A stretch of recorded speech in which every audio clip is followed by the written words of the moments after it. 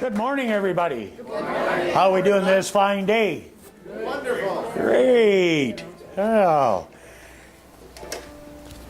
A lot of people ask me about that because I grew up in the mountains, about meeting bear face to face. And they always say, well, what do you do? And it's really simple. Depends on what the bear does. So you got to recognize your bear and know what its agenda is and play it from there. And if you do that, and do preparation before you go in, you could see that your chances of coming out unscathed are relatively good.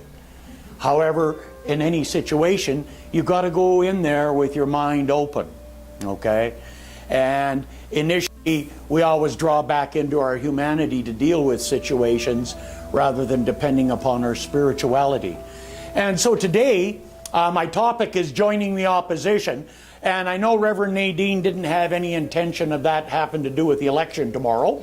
However, one of the things we've got to learn to do in our life is join the opposition. Because we have an initial perception on any given topic. And if we stay with that perception, that'll be our reality of that situation. However, that may not be the reality of it all if we step back and look at possibilities. In other ways, a lot of times I get people set a counseling session with me because they got a great idea and they want to move it forward, and they already know 5 reasons why they can't do it. Does anybody ever have a good idea and say, well, I'd really like to do it, but... Okay? And those are the different reasons, and they're all totally valid. However, did we look at the other but? These are the reasons why we can do it. So sometimes we got to remember in any initial perception to get off our butts. So today we've got time for question and answer after the meditation, so you may want to sharpen your pencils because I intend on putting this stick into the pot and stirring it up. Okay? So and this is to stir up your mind to perhaps looking at things a little bit different. So what I'm going to attempt to do in 30 minutes or less is reconcile our humanity with our spirituality and tie in science and religion. How do you like that? We'll throw in a dash of psychology just to top it all off in psychiatry. So, no accounting today, but you know it'll all be accounted for somewhere along the line. Because as you know, any position that you take in life has a financial cost to it. So you could charge that one up. And the real cost comes in not being open and receptive to new ideas and moving forward. Because the real cost comes in burdening ourselves with staying the way it is. And if we do that and hang on to it, it becomes a rut. And the only difference between a rut and a grave is a grave has ends on it. The rut doesn't. It just keeps going and going. So to stimulate your thinking, what I'm going to do is just do a little bit of reading from some people and make a few comments about some of these folks that I've come across. When we go back into the science part of it, two of the great authors that have wrote a lot from the point of view of being physicists and scientists to come into metaphysics and spirituality. There's a guy by the name of Gary Sukov who wrote The Seat of the Soul, but he also wrote another very interesting book way before that called The Dance of the Wu-Li Masters, which deals with spirituality and science. And another guy that wrote a book who is a physicist is called Fritjof Capra. And he wrote a book in 1975 called The Tao of Physics. So I'd just like to read you a little bit about what Fritjof Capra come to realize in the writing of his book. He says he explored the relationship between the concepts of modern physics and the basic ideas and the philosophical and religious traditions of the Far East. He said, we shall see how the two foundations of 20th century physics, both quantum theory and relativity theory, both force us to see the world very much in the same way that a Hindu, Buddhist, or Taoist sees it. And how this similarity strengthens what we look at because of the recent attempts to combine these two theories in order to describe phenomena of the submicroscopic world, the properties and interactions of the subatomic particles of which all matter is made. So this is getting into the science part of it. Here, the parallels between modern physics and Eastern mysticism are most striking, and we shall often encounter statements where it's almost impossible to say whether they have been made by the physicist or by the Eastern mystics. When I refer to the Eastern mysticism, he says, I mean religious philosophies of Hinduism, Buddhism, and Taoism. So he, as a physicist and a scientist, has examined the nature of atoms and subatomic particles, and he has also investigated the Eastern philosophies, and he found that they're both saying the same thing. They both are saying that we operate the same way, from cause to effect, not dealing with effect back to cause. Now, a great modern psychiatrist by the name of David Hawkins wrote a book called Power and Force. And in the Power and Force, he's got two interesting points I want to bring up. He says, for it's only the illusion of individuality that is the origin of all suffering. When one realizes that one is the universe, complete and at one with all that is, forever without end, then no further suffering is possible. He said, I saw that all pain and suffering arises solely from ego, but not from God. So that's our perception and our experience of how we're doing it. That's a human experience. A lot of the other philosophers and teachers that I've read all say that the soul sees it as a learning experience. Okay? God only knows some of the greatest learning experiences I've ever had have come from some of the great kickings I really took by the universe from doing things silly. I don't know whether you learn that way or not neither, but sometimes that's the only way that we do learn. He goes on to say here too another interesting thing. He says, understanding doesn't proceed simply from examining data. It comes from examining data in a particular context. Information is useless unless we know what it means. He says the fatal faults of all thought systems have been primarily failure to differentiate between subjective and objective. And that's the conscious and the subconscious mind in the individual. That's the objective and subjective. Disregard of the limitation of context inherent in basic design and terminology, ignorance of the nature of consciousness itself, and misunderstanding of the nature of cause. He said, society constantly expands its efforts to correct effects instead of causes. So what he's talking about out here is we kind of try to deal with the effects. Very much like I'm not trying to put a poo-poo on the medical system, but when you go look to the doctor, you have this is the effect, so they treat it with different types of drugs or different kinds of healing agent, penicillin, to cure the cause or the effect. But nobody wonders what's the cause, where does the cause come from? So we teach that cause is internal, effect is external. So the effect or the result out there is the product of our thinking and our experience. It's your orientation that will determine whether you see a scene, how you will see it. Has anybody ever gone to a movie with some people and they seen something and you didn't even see it? Or they saw it some way and you didn't see it that way at all? We all see it from our reality, our inner context. So it doesn't matter what's in the film. Our reality of that is what we believe and what we see. So that's where he's coming from.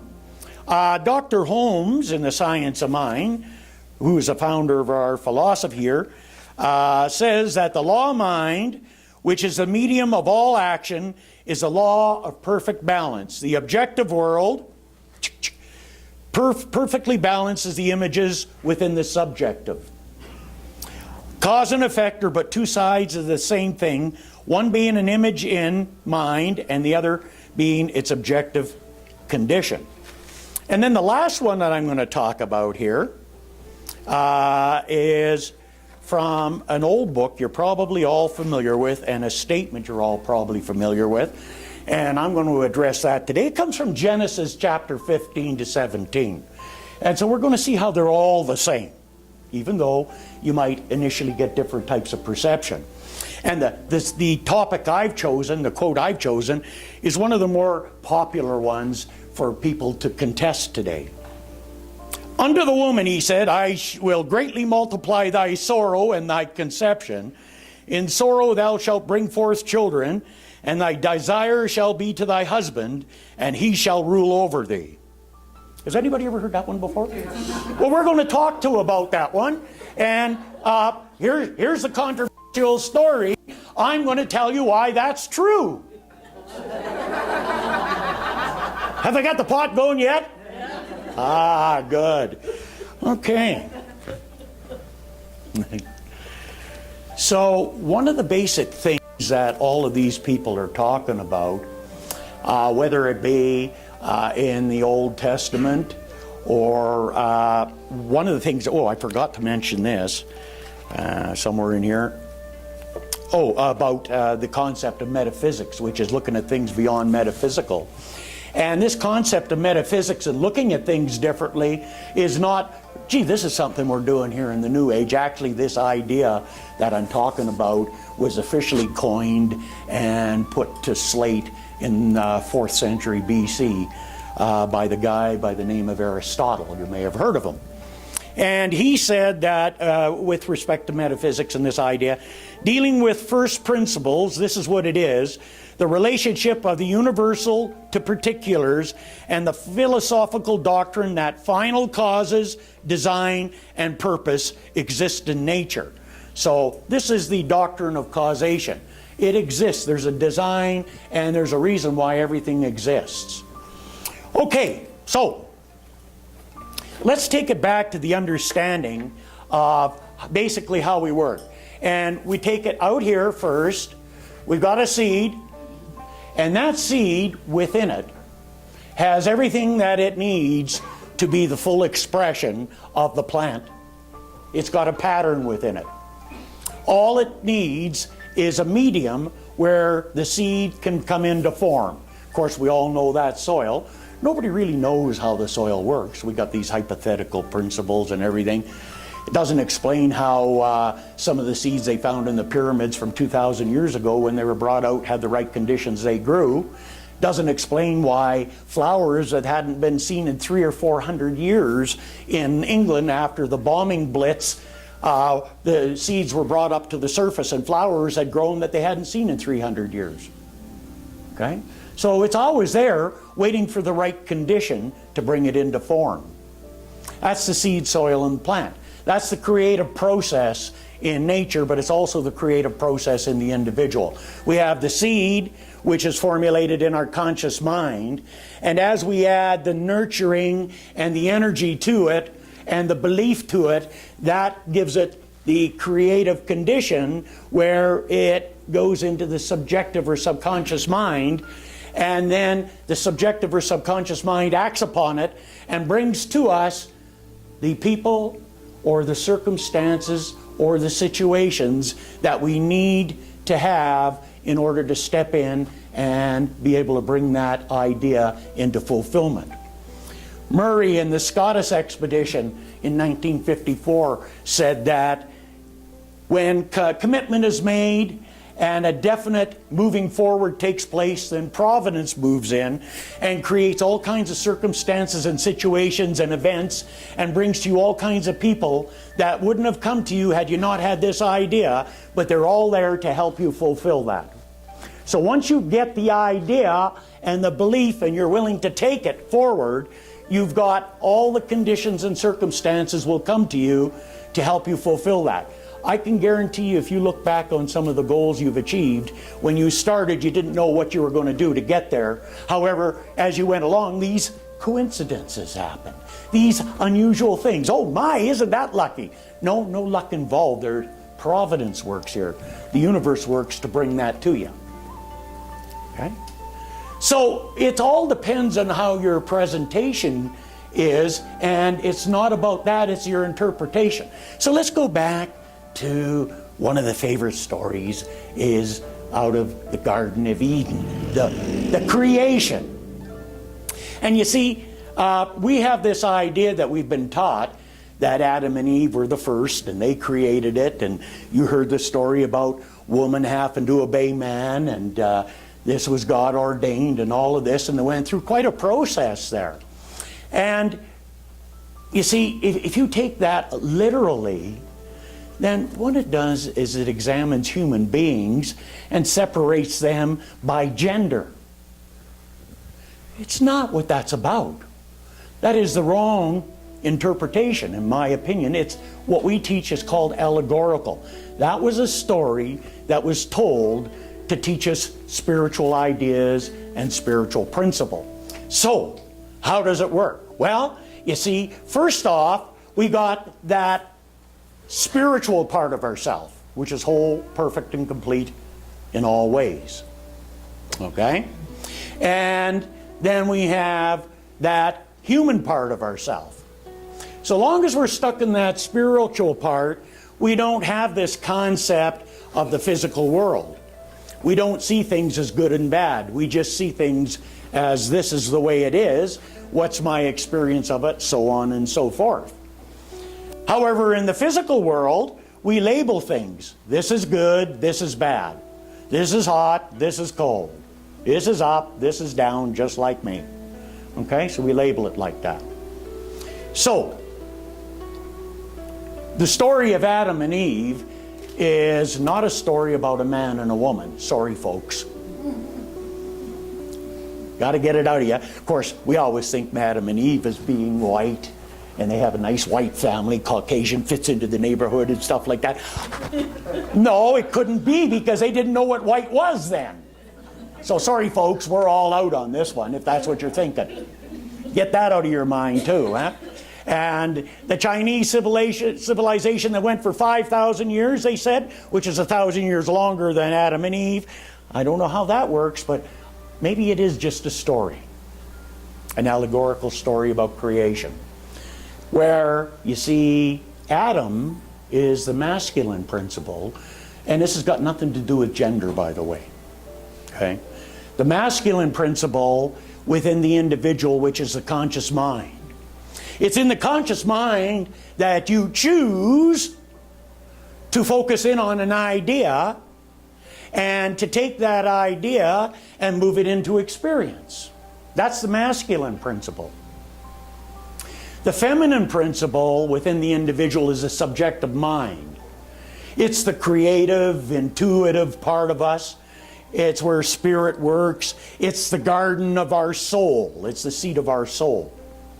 And the masculine and feminine principle is not gender specific. The difference that we see between men and women is that women are a little bit more tuned into, generally speaking, the feminine principle, and men are generally a little bit more just stuck in the head. It's a fact. Let's face it. That's the way we work.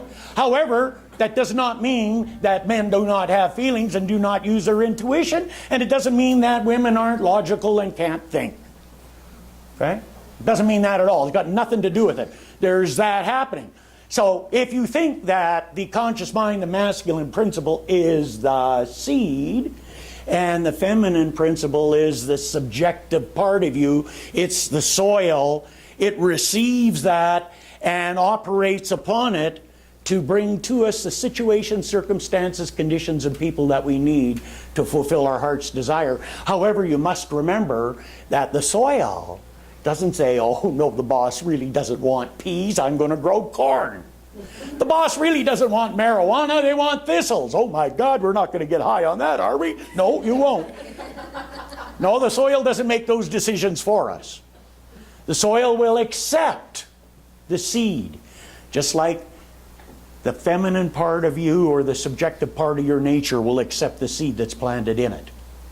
It will obey, just like the soil obeys.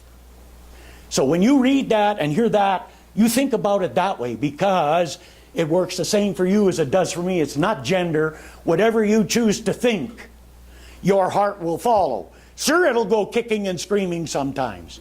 And sure, you will not listen to the heart sometimes and say, geez, I should have listened to it. I knew it was the wrong thing to do, but I didn't listen. Has anybody done that? That's because the man, the masculine principle, makes the decision. The feminine or the subjective nature, the feeling part, will obey. Sometimes it's kicking and screaming. Sometimes it's hurrah. Sometimes that deep knowingness of intuition. It's spirit saying, yes, you got it this time. We don't have to run you into that wall to get you to shake up a bit. So that's the masculine and the feminine principle. That's why this story is true. And then soon as we eat from the tree of the fruit from the tree of the knowledge of good and evil, then that's when the problem starts. That means as soon as we get out of our spirituality into the physical, that's when the problem starts. Because we forget that higher ideal. And then some higher authority or somebody goes and says, you are in trouble. Oh my God. Has that ever happened to you? Somebody said, I don't know whether it ever happened to you. It happened to me lots. Way more than I want to talk about. But anyhow, you are in trouble. So God said to Adam, I told you. And this is where the first case of passing the buck takes place. Adam says, hey, wasn't me, it was that woman. And then not only top of that off, he gave God a shot. And you made her. So it's her fault. And hers. I'm out of it. God talks to the woman. Hey, it's not me, it's that damn snake. She blamed the snake. And of course the snake couldn't talk, so what's the snake going to do? But if the snake could have talked, he'd probably blame God and say, well, you made me. So you get that first case of passing the buck, and isn't that the way it goes? Eh? Isn't that the way we do it? As soon as something happens in the physical world, rather than understanding what our part is in it and why we're having that experience, we look for blame. It's not my fault. Anybody ever been in a car accident? That wasn't your fault? However, one thing I noticed when I had that experience, I did show up.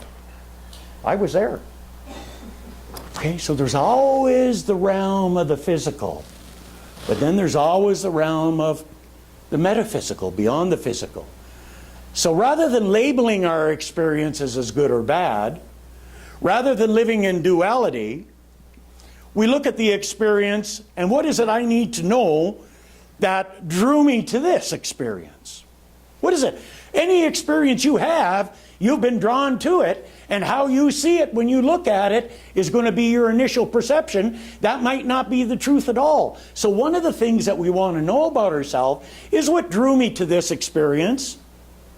And I have my initial perception. Can I look at it differently? Maybe there's other things going on here that I don't know about. And you see, we have that power and we have that ability. And we can do that. And that leads to a lot of other philosophical discussions, like you may have heard about the dark night of the soul, or Jungian psychology calls it the shadow self. And, you know, everybody can talk about not knowing about it. The scripture calls it the devil. Okay? Don't matter what you want to call it. You know, and I know, it's that little voice and those little ideas that you get that are totally off the wall. You know, the ones that you never talk to about anybody about? Of course, because we don't want anybody to know that we even have those kind of thoughts. Because we're not supposed to. Do you know what I'm saying? Yeah, we all have that thinking that goes on back there. By the way, if you want to know where evil comes from, all you got to do is look at live. If you spell live backwards, that's evil. So if you live backwards, that's what evil is. Evil isn't a thing of itself. Just like if you understand the nature of electricity. You turn it on, look at all the lights working here. But if I took a screwdriver and shoved it in the socket, that would create a distortion and a short, because it was a misuse of a principle.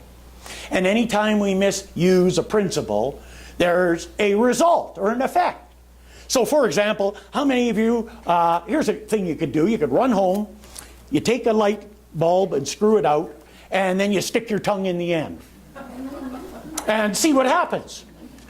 All these wonderful applications of electricity that you had are now going to be distorted by that experience. Now, do you want to know how come I know? I did that. I was about 12 years old, and I don't know what overcome me, but I did that at my mom's one day, and I just stuck it in. It didn't get all the way in before it arced. And when I eventually got up off the floor, and eventually got my thought processes back to I could figure out what happened, I realized that I was probably never going to experiment with electricity that way again in my life, and I haven't. I don't have a need to. I understand how the principle works. And we've all got a jolt from the misuse of electricity. Well, law is law. It don't matter what it is. Spiritual law, physical law, physics, it's all law. All we got to do is understand it and work with it. If I was going to hold a seminar for walking on air immediately after today's service on top of the building, and we're going to go into a space and we're going to all walk off the edge and walk off on air, how many are signing up? It's free. Nobody. Why? Because that's dumb. How come? Because we know that gravity's going to go, and that's not the problem. It's just that sudden stop at the bottom. That's where the problem comes, right? So we don't do it because that's law. So we need to understand the law of our being, the law of ourself, the law of our nature, the spiritual law. And we need to be better custodians of the garden of our mind. And we need to look at these spiritual books that this is written in Christianity. How about if I take a little bit of a shot at Islam with this? I might as well. If you're going to get hung, you might as well get hung by both sides rather than just one, right? So in their book, how they do this same thing, keep in mind, same principle.